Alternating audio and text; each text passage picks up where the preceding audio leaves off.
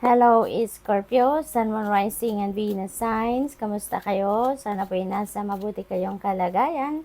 Welcome back po sa Star Tarot. Kung bago kayo dito, welcome din kayo. Thank you sa inyong support. I truly appreciate it. God bless you all.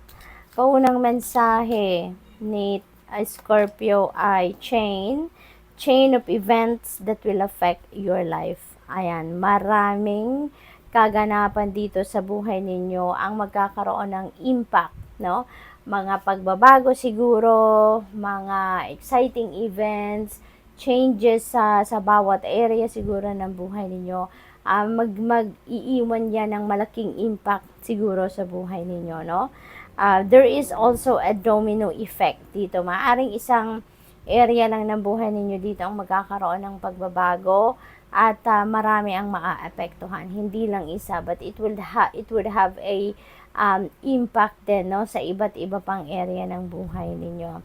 We have Tangkard, there is celebration dito, fun and enjoyment, so napakaganda rin, ano, kasi panahon din ito para sa inyo na mag-enjoy naman kayo, have fun, kailangan din natin yan, diba, paminsan-minsan we really need to embrace fun then we really need to enjoy then para magkaroon din tayo ng break, no, from working too hard, no, or for working on for so many months already na walang bakasyon, 'di ba? Kailangan din natin ng break. So this could be it, no, na magkakaroon din kayo ng pahinga.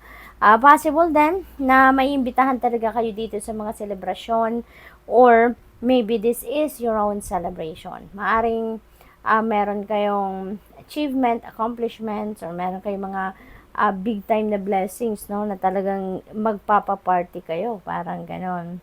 What else? We have Mountain Road. You are on the road to success. Wow, napakaganda.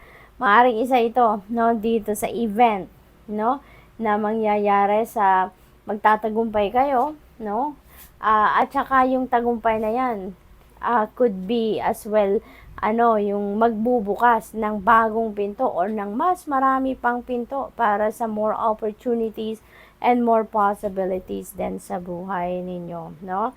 So tignan natin kung ano pa ang ganap. We have Vulture, depression, anxiety, worry that someone is against you.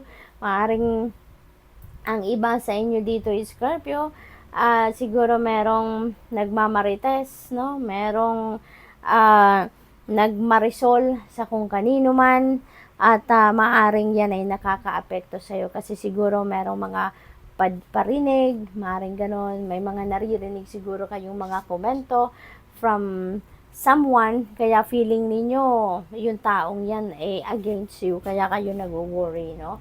Kaya kayo nalulungkot because of hindi ninyo siguro inaasahan na yung mga taong ito galit sa'yo. Hindi ninyo inaasahan na mga taong ito ay magagawa nilang anuhin ka, siraan ka, or magagawa nilang kontrahin ka, yung mga ganun ba, no?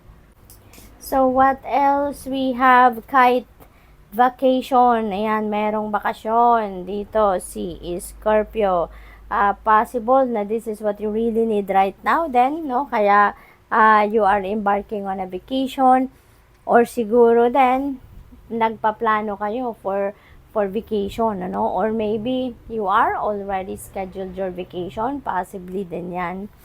We have heart, love, deep affection, and caring. Ayan, so most likely talaga kayo, very compassionate siguro kayo, Scorpio, ano. Kaya lagi kayong nagpapakita o nag-e-express ng inyong pagmamahal, ng inyong affection at pag-aalaga sa mga mahal ninyo sa buhay, or even hindi ninyo kamag-anak, hindi ninyo kadugo, but you still, no, express your compassion to those people. What else? We have butterfly, a change for the better. So, meron talaga yung chain of event na yan, ano, talaga maghahatid yan ng maraming pagbabago sa iba't ibang parte ng buhay ninyo. Magbabago talaga definitely, at napakaganda, no, ng card na to. Tignan ninyo.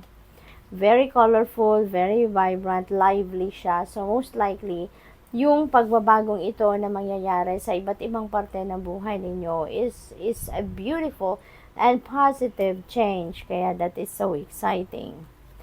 We have mice, discord among friends or family. Maaaring related yan dito sa depression and anxiety and worry, no, that someone is against you. Ayan, so that could be related to this.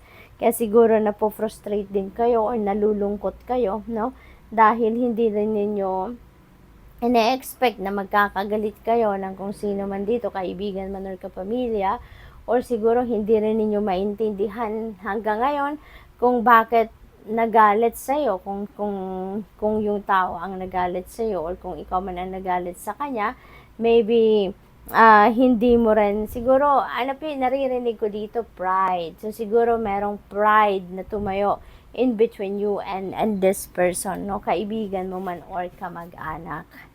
What else? We have gong an exciting event. Yan. So, yung success na yan could be the exciting event, or maybe yung celebration na to, yung fun time na yan could be the exciting event dito na magaganap. We have wall misunderstanding. Ayan. Misunderstanding na to na uwi na sa discord, no? Dito. So, pero that is going to change, no? Wala namang permanente sa mundo. Nothing is permanent. Nothing is yet set in stone. Lahat nagbabago. Kaya yung mga discord na yan, dadating din ang oras, dadating ang pagkakataon na magkakaayos din kayo, mapapatch up nyo din yung dahilan or kung ano man ang dahilan ng inyong discord na yan.